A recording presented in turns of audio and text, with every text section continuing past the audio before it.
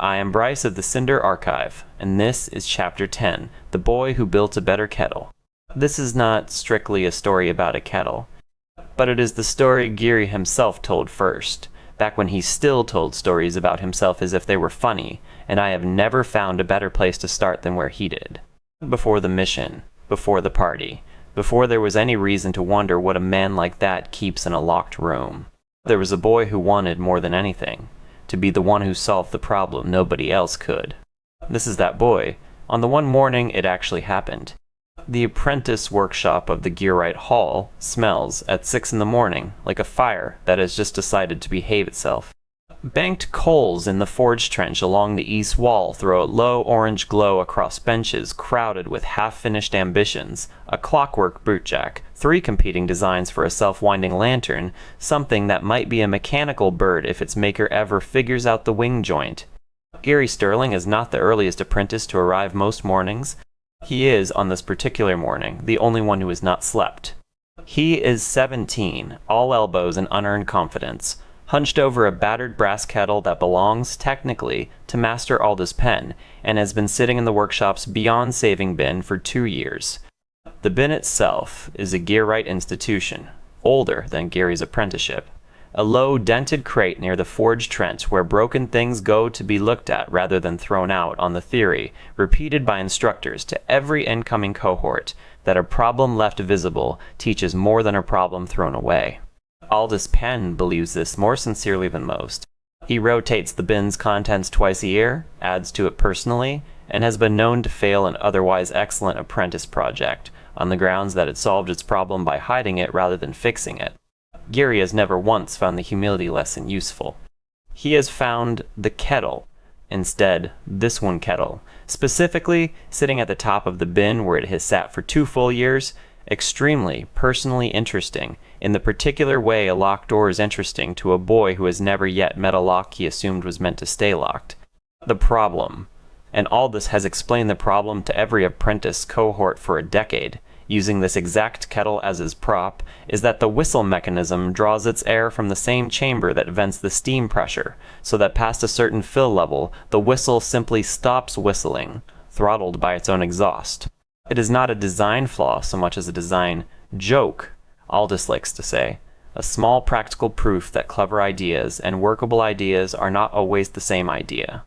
He uses it to teach patience. He uses it to teach the difference between I have thought of something and I have thought of something that works. And he has, by his own count, watched at least 40 apprentices attempt to fix it over the years, always with the same instinct, always failing the same way, always widening the vent until the whistle goes silent at a slightly higher fill line and calling that a solution.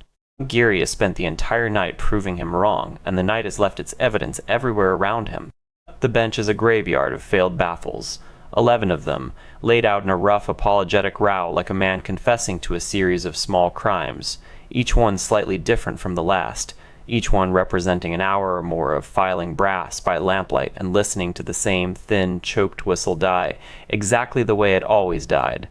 There is a burn along the side of his left hand from the 3rd attempt when he misjudged how quickly the test kettle would come back to a boil. There is solder flux dried black under 3 of his fingernails. There is, on the floor beside his stool, a small constellation of brass shavings that he has been meaning to sweep up since roughly midnight, and has not, because sweeping would have meant stopping, and stopping was never, at any point in the last 6 hours, a thing he seriously considered. There, he says, to no one, because no one else is awake to hear it.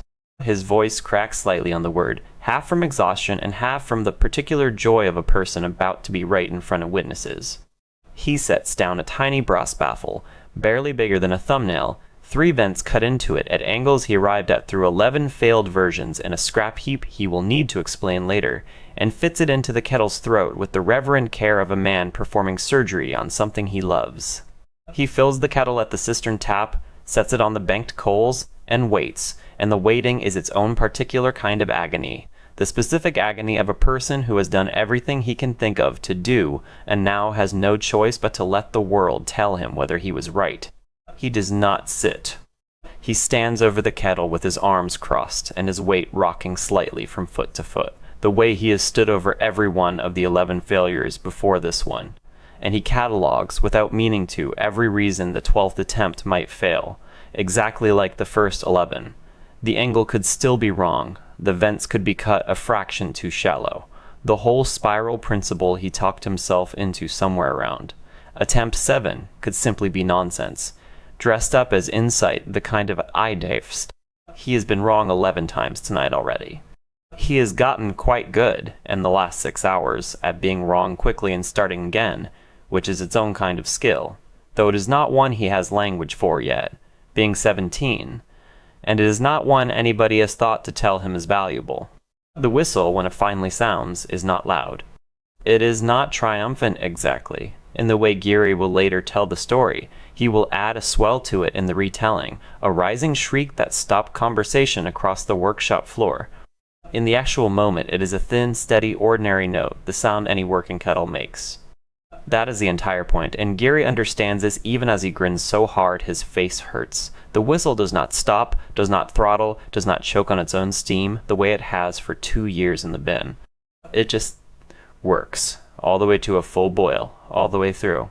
He lets it scream for 10 full seconds before he can bring himself to take it off the heat, purely because he wants to hear it not stop.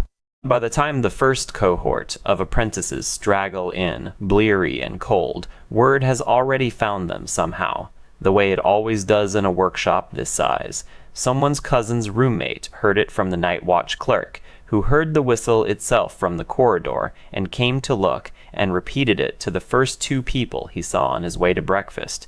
And by the time any one official has actually confirmed what happened, 3 separate and increasingly implausible versions of the system storeved.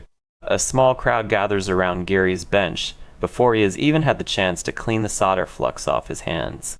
He does not clean it off. He holds up the kettle instead, grinning, steam still curling faintly from the spout, and explains the baffle to 6 people who did not ask in more technical detail than any of them wanted, with the specific delight of someone who has just discovered that being right is the best feeling he has ever had. There is a version of this morning. Geary will come to understand much later that there is always a version of any morning, where a different young man, having solved the same problem, says nothing, hands the kettle quietly back to its owner, and lets the fix speak for itself. That is simply not a version of the morning available to Geary Sterling at 17. It has never once occurred to him that a good result might be better kept quiet than shared, and it will not occur to him for a very long time yet, if it ever occurs to him at all. He wants, badly and without any shame about wanting it, for every single person crowding around his bench to understand exactly how the fix works, not merely that it works, to walk them through the failed vents and the 11 wrong angles and the 1 right one, because the being right is only half of what kept him up all night, and the other half, the half he can't quite put into words even to himself, is the wanting to be understood being right, which is a slightly different and considerably hungry thing. It's the angle, he says, tapping the little brass insert with one grease-blackened finger. Everyone's been trying to widen the vent. Wrong instinct. You widen it, you just relocate the throttle point further up the chamber. Same problem in a different spot. You have to redirect it. 3 vents offset 12 degrees each, so the steam spirals instead of stacking. It's not more room. It's better traffic. You built that at night, says a fellow apprentice named Corin. Not quite a question. I built that instead of sleeping, Geary agrees, entirely too pleased with himself. Aldous is going to be furious you used his teaching kettle. Aldous, Geary says, is going to want to know how I did it before he's finished being furious. Watch. He is not wrong, though it takes Aldous Penh most of the morning to admit it. Aldous is 61, broad through the shoulders in the way of a man who spent 30 years doing his own forge work before his knees made the decision for him to teach instead, and he has a reputation among the apprentices for being unhurriable, the kind of instructor who will let a student sit in silence with their own mistake for a full minute before offering so much as a raised eyebrow. He wears the same scorched leather apron he has worn to teach in for as long as anyone currently in the workshop can remember, and he moves through it the way older men move through spaces they built with their own hands, unhurried, entirely certain of where everything is, faintly amused by the younger body scrambling to get out of his way. He examines the kettle the way he examines everything, turning it slowly in weathered hands, testing the baffle with a fingernail, refilling it once and setting it to boil again himself, just to be sure the first result wasn't luck. And Geary, who has spent the entire morning fielding the easy admiration of his peers without a flicker of nerves, finds himself, for these particular 2 minutes, holding his breath in a way he'd be embarrassed to admit to. It whistles clean through exactly as before. 12 degrees, Aldous says, finally, more to the baffle than to Geary. 12 degrees offset, yes. I tried 15 first. 15 spirals too fast. The steam starts fighting itself again near the top. You get a flutter instead of a clean note. 12's the sweet spot, I think. I only had one kettle to test it on, so one data point technically. One data point that happens to be my kettle. Which is already broken, Geary points out, with the particular fearlessness of a boy who has not yet learned that being correct is not the same as being safe. I improved something that was already in the bin marked beyond saving. I feel like that should count in my favor. Aldous sets the kettle down. He does not smile. Aldous rarely smiles where students can see it, on principle, having decided decades ago that an instructor who smiles too easily gets believed too easily, and an instructor who gets believed too easily stops being properly listened to. But something in the set of his mouth loosens, just slightly, at the corners. It counts, he says. I've had that kettle in the bin 10 years, Sterling. Whistle's been broken longer than you've been alive. Longer than most of the fool apprentices who've tried to fix it have been alive. Come to that, and every single one of them made the same mistake you almost made, which is trying to give the steam more room instead of giving it somewhere better to go. You want to tell me why you decided last night of every night since I've owned it was the night to fix my teaching prop? Geary considers this question with more honesty than he usually bothers to spend on the polite ones. Because it bothered me, he says, that it was still broken. I kept looking at it in the bin every morning like you make us, and I kept thinking, someone's just being lazy about this. It's not that hard a problem. It just hasn't had the right 2 hours spent on it yet. And you had the 2 hours. I had the whole night, actually, but yes. Aldous looks at him for a long moment. Long enough that a few of the apprentices still lingering nearby have gone quiet, sensing, correctly, that something is being decided that has nothing to do with kettles. Walk with me, he says, and turns for the workshop's side door before Geary can answer, which Geary understands, correctly, to mean that he isn't actually being given a choice. They end up on the narrow gantry that runs along the outside of a Gearwright Hall's east wing, 3 stories up, overlooking a stretch of the rift's cooling towers where steam rises in slow, deliberate columns against the gray morning sky. The air out here always carries a faint mineral tang, the rift's breath finding its way up through brass and stone even at this height, and Geary has always found it oddly calming rather than oppressive proof, if he ever needed any, that the whole city runs on something vast and barely contained, and that people have found a way to live comfortably right on top of it anyway. Aldous leans on the rail with the particular stillness of a man who has had this exact conversation with a different, overconfident 17-year-old more than once in his career, and is deciding, in real time, how much of it this one is actually capable of hearing. You're good, he says without preamble. You already know that. Everyone in that workshop already knows that. I'm not telling you anything new. I appreciate the honesty regardless. Don't interrupt me, or I won't finish, and you'll spend the rest of your life thinking I was about to say something more flattering than what I'm actually about to say. Aldous doesn't look at him when he says it, keeps his eyes on the steam columns instead, and Geary, to his credit, or at least to the credit of the part of him capable of recognizing when a mentor is handing him something worth keeping, actually closes his mouth and waits. That kettle's been in the bin 10 years, Aldous says. You fixed it in one night. That's not luck, and it's not even really talent, though you've got plenty of that too. That's appetite. You saw a problem sitting there unsolved, and it genuinely, physically bothered you that no one had finished it. That's the rarest thing I see walk through that door, Sterling. Rarer than talent, rarer than diligence. Most people can learn to be diligent.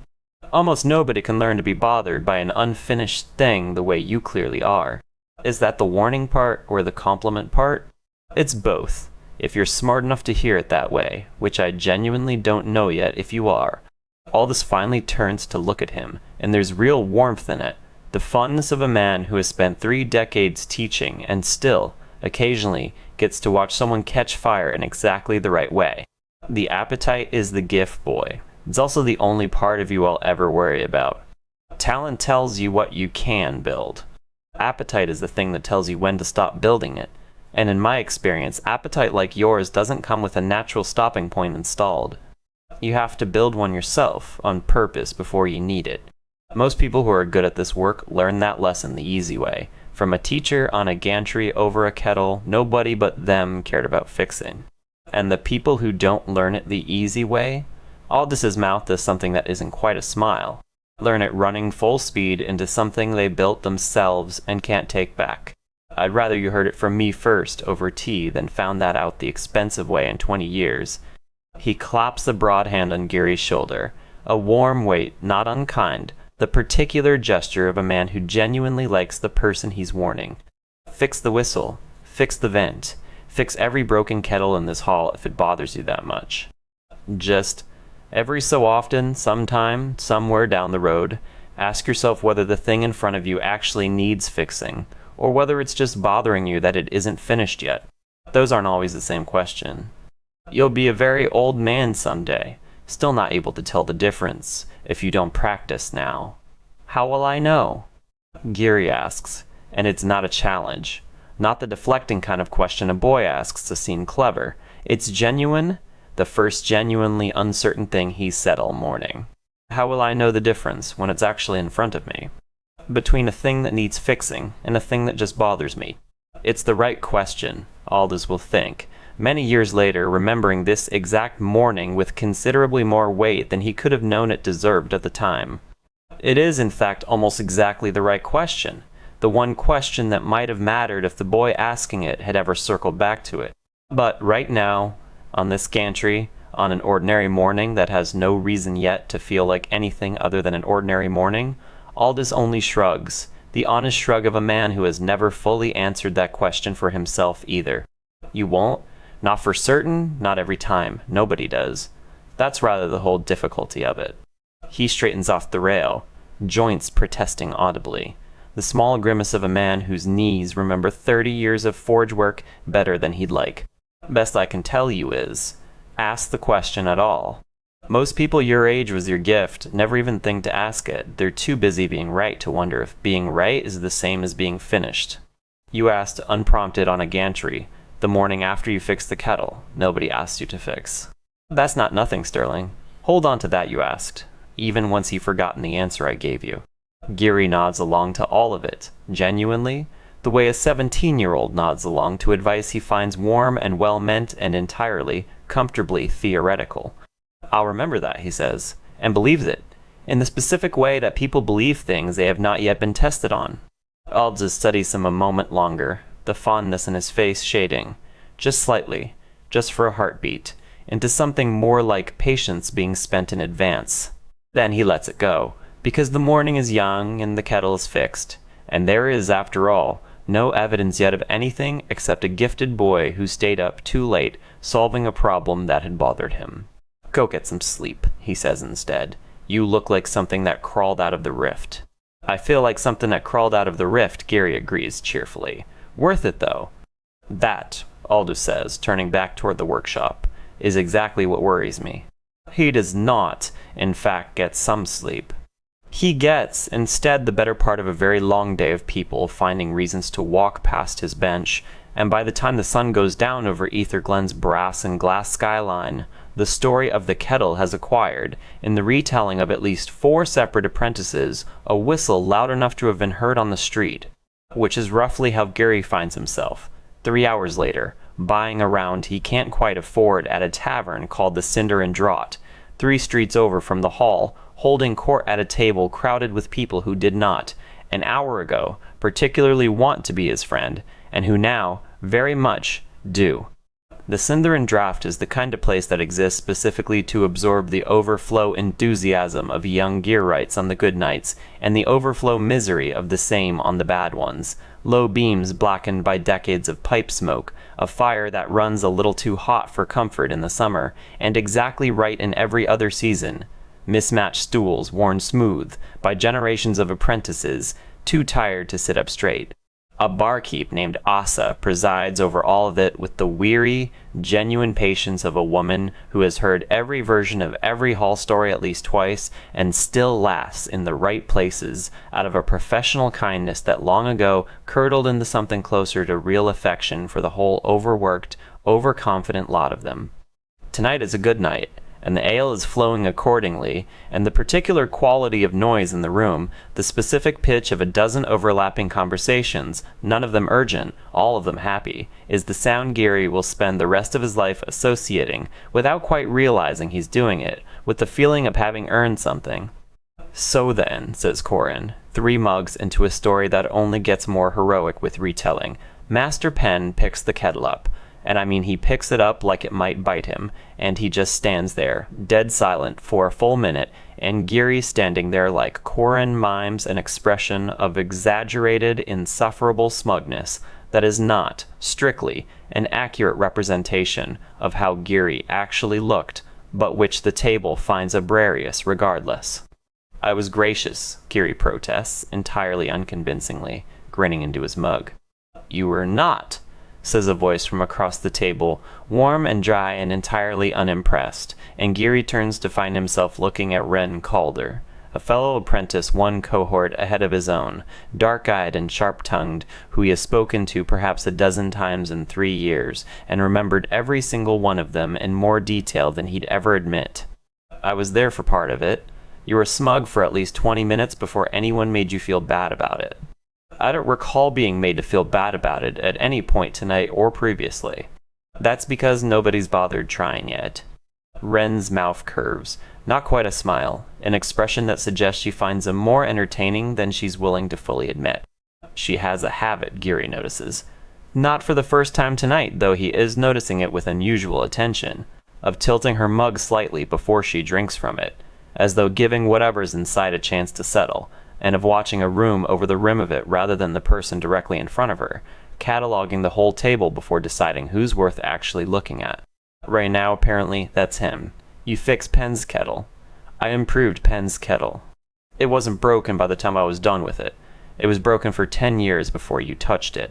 "Which is precisely the tragedy I was addressing," Geary says, with the particular gravity of a man performing seriousness for comic effect, and gets the laugh he was fishing for, and finds, not for the first time tonight, though maybe with slightly more attention than the last several times, that Wren's laugh is a genuinely good sound, low and real, not performed for the table the way half the noise around them is. "You're going to be insufferable about this for weeks," she says. "Months, probably. I fixed the kettle, Wren. The one they used to teach humility. I feel that's worth at least a season of insufferable. And here I thought humility was the one lesson that hadn't landed. It landed fine. I simply also fixed the kettle." She laughs again, that same real low sound, and shakes her head, and doesn't move to another seat when the conversation around the table splinters into 3 smaller ones, which Geary notices, and files away, with the specific pleased attention of a young man who has just discovered a second good thing has happened to him in the same day, and isn't sure yet which one he's more pleased about. "You've got flux under your nails still," she observes, nodding at his hand where it rests on the table. 3 days from now, at least. That stuff never comes out in one washing. An acceptable price. For a kettle. For the kettle, Wren. There's a difference in scale I feel you're not appreciating. I'm appreciating it fine. I'm simply pointing out that you're going to spend the next week explaining a kettle to everyone who asks about your hands, and I don't think that thought has occurred to you yet, because you're currently very pleased with yourself and not thinking about next week at all. I'm occasionally capable of thinking about next week. "Are you?" she says, with the flat, delighted disbelief of someone who has already decided the answer, and finds it more charming than damning, and the two of them sit with that for a moment. Not quite an argument, not quite a flirtation. Something comfortably suspended between the two that neither of them seems inclined to resolve tonight. The night wears on in the comfortable, unremarkable way good nights do, More ale, more retellings, a round bought by someone else in his honor that he accepts with theatrical grace, an argument with Corin about whether a 12-degree offset would work on a full industrial siphon valve that turns, eventually, into the two of them sketching baffled geometry on a beer-damp napkin, while everyone else ignores them entirely, and Asa comes by twice to replace mugs that have gone empty without em noticing, and somewhere in the third Ren leaves before he does, in the end, peeling off from the table sometime past the third round, with the unhurried ease of someone who has never felt the need to make an exit dramatic. She pauses at his shoulder on her way past, just long enough to say, "Get some sleep, Sterling. Actual sleep. The kind that involves being unconscious." And he tells her with total and entirely false confidence that he intends to do exactly that, and they both know it for the pleasant lie it is, and neither of them minds. She doesn't touch his shoulder the way Aldous did on the gantry. Nothing so weighted, just a light 2 fingers against his arm as she goes, there and gone before he's fully registered it, and he spends a slightly embarrassing amount of the next quarter hour deciding whether it meant anything, before Corin's 4th attempt at the siphon valve sketch drags his attention back to the table. It is, by any reasonable measure, a very good night. Geary will remember it, genuinely, honestly, without needing to embellish it in the retelling the way he embellishes the whistle, as one of the best nights of his life. Not because of what it led to, simply because it was, on its own terms, complete. He does not sleep that night either, though this time it has nothing to do with the workshop. He is back at his bench before the sun is properly up. Kettle nowhere in sight. Aldous reclaimed it before Geary left the workshop the day before, muttering something about it no longer qualifying as a teaching prop, now that it worked. And in its place is a sheet of scrap vellum covered, already in a dense scrawl of sketches that bear no obvious resemblance to anything domestic. A valve housing. A pressure release baffle, similar in principle to the Kettle's but scaled up, reimagined, already 3 iterations past where the Kettle left off. He is not thinking about tea kettles anymore. He has not been thinking about tea kettles, if he's honest, since somewhere around the 2nd mug at the Cinder and Draught, when Corin's idle question about industrial siphon valves lodged itself somewhere behind his ribs and refused to leave. Fellow apprentices drift in over the next hour, and each one who passes his bench slows, just slightly, to look, not because the sketches make any obvious sense to them, but because there is something in the set of Geary's shoulders, hunched forward over the vellum with a stub of graphite worn nearly to nothing, that reads unmistakably as a person already 3 steps past where the rest of the room currently stands. He has not changed his shirt from the day before. There is a faint, not unpleasant smell of last night's ale still clinging to him, mixed now with fresh solder smoke, and he has not noticed either, too absorbed in the geometry in front of him to spare any attention for his own state. The workshop fills in around him the way it fills every morning. The scrape of stools, the muttered complaints about the cold, someone arguing with the forged trench's banked coals to give up their heat a little faster, and none of it reaches him, not really, not until Corin's shadow falls directly across the vellum and stays there. "You're not still thinking about the Kettle," says Corin, arriving with 2 mugs of the workshop's terrible communal tea and setting one down at Geary's elbow without being asked. "I'm thinking about what the Kettle was actually for," Geary says, without looking up. "It was never really about the Kettle. The Kettle was just small enough to solve in one night. This," he taps the sketch, "a valve housing 3 times the scale of anything currently on the bench. This is the same problem, just bigger. Same principle. Spiral the pressure instead of choking it. I think it scales. I think it scales a lot." "You slept, 4 hours?"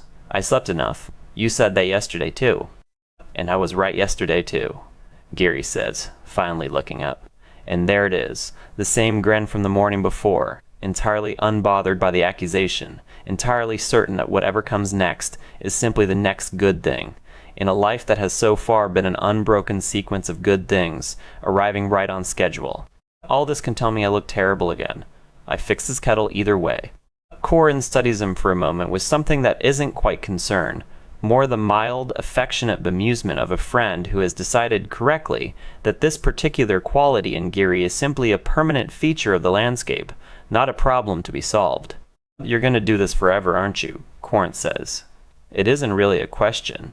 Find some broken thing nobody else bothered with, stay up all night making it work, and then immediately go looking for a bigger version of the same broken thing. Is that a criticism? I haven't decided yet. Ask me again in 10 years. Corin settles onto the neighboring stool, cradling the terrible tea with both hands, and studies the valve sketch a moment longer with the particular squint of someone who understands maybe 2/3 of what he's looking at, and is too proud to admit which third he's missing. It's just, you fixed the kettle, Geary. That was the thing. That was supposed to be the thing you did this month. The story people would tell about you at the cinder and draught for the next year. And you've already moved past it. It's not even a story to you anymore, is it? A first draft. Everything's a first draft of something bigger if you look at it right. That's an exhausting way to live. It's the only way I know how to live, Geary says, and there's no self-pity in it, no weight at all. It comes out light, almost apologetic, the way a man might admit to a harmless habit, a tendency to hum while he works, a preference for tea over coffee. He genuinely does not experience the sketch in front of him as a burden. It feels, if anything, like the opposite of one. The valve housing is simply the next good thing waiting to happen, and he cannot imagine, at 17, why anyone would want to slow down on the way to it.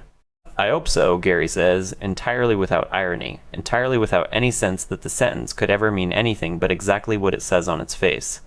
Best feeling in the world, Corin. Better than the ale. Better than the tavern, even, and that's saying something after last night. He taps the sketch again, already half turned back toward it, already somewhere 3 steps ahead of the conversation he's still, technically, having. Something's always going to be a little bit broken. Good thing there's a lot of world left to fix it in.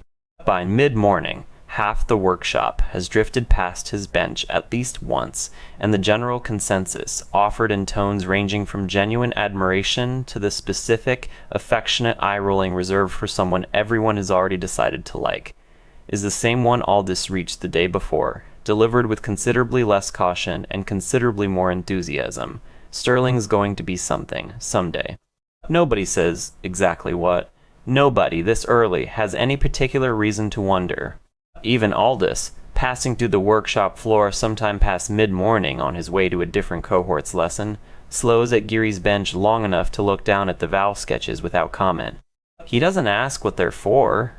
He doesn't offer another version of yesterday's warning either, though Geary half expects it, glancing up from the vellum with the particular readiness of a boy prepared to be gently scolded, and looking almost disappointed when the scolding doesn't come. Aldous only looks at the sketches for a moment, long enough, perhaps, to recognize the same appetite he named on the gantry the day before, already reaching for its next shape, and then continues on toward his lesson without a word, which Geary, entirely too pleased with the morning to read anything into it, does not think twice about. Geary, for his part, notices the attention the way he notices most attention at 17, with real pleasure, and no weight to it at all, the pleasure of a boy who has never yet had reason to learn that being watched and being understood are not the same thing. He bends back over the vellum.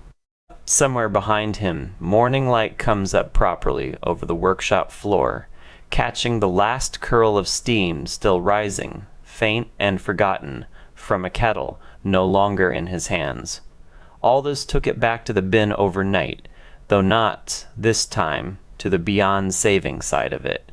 Word is he's found it a new spot on a shelf near his own desk instead, which is either a genuine mark of respect or Aldous's own quiet way of keeping an eye on where the boy's appetite might wander next. Geary will not learn which for years, and by the time he thinks to ask, it will not seem to matter anymore. For now, there is only the bench, and the vellum, and the particular, uncomplicated happiness of a problem not yet solved. Somewhere down the gantry, out past the cooling towers, the riff goes on doing whatever it is the riff does. Glowing, breathing, feeding the whole vast machinery of the city, without asking anything of anyone who happens to be standing over it. Geary does not think about the riff this morning, any more than he thinks about the ale still on his shirt, or the 4 hours of sleep he didn't get, or the warning a man he genuinely admires gave him, gently, less than a day ago, on a gantry very much like this one. He does not look up again for a long while. He is already thinking about the next thing,